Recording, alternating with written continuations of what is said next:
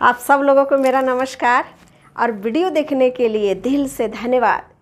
तो आज जो मैं गीत लाई हूँ वो आप सब लोगों के लिए गाली गीत लाई हूँ। और गाली गीत कौन था? भसुर जी की, जो मरवा में उनकी स्वागत होती है कैसे गाली से।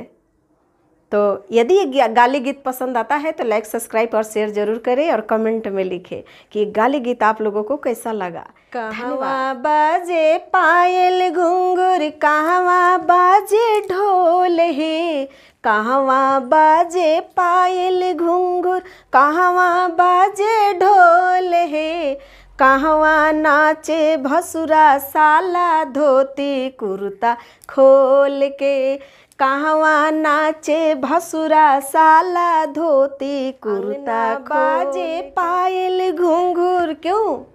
क्योंकि लेडीज़ लोगों का छन छन हमारे सखी लोगों का शादी में बजता है।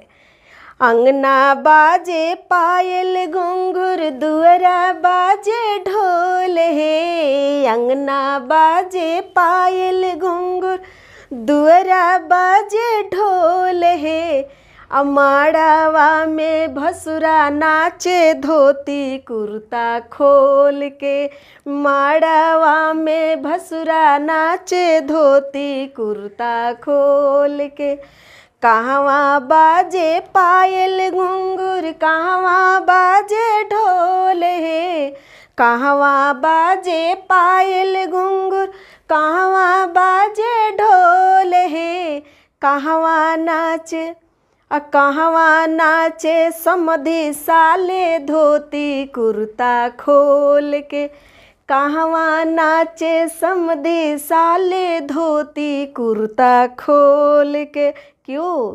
क्योंकि यदि शादी में लड़के के लेन देन में थोड़ा सा भी कमी आ जाती है तब देखना तमाशा समधी के। अंगना बाजे पायल घुंघरू, दुअरा बाजे ढोल है, अंगना बाजे पायल घुंघरू, दुअरा बाजे ढोल है, अब भरी सभा में समधी नाचे धोती कुर्ता खोल के, भरी सभा में समधी नाचे धोती कुर्ता खोल के, कहवा बाजे पायल घुंघरू, कहवा बाजे ढोल है, कहवा नाचे भसुरा साला धोती कुर्ता खोल के, कहवा नाचे भसुरा साला धोती कुर्ता खोल के।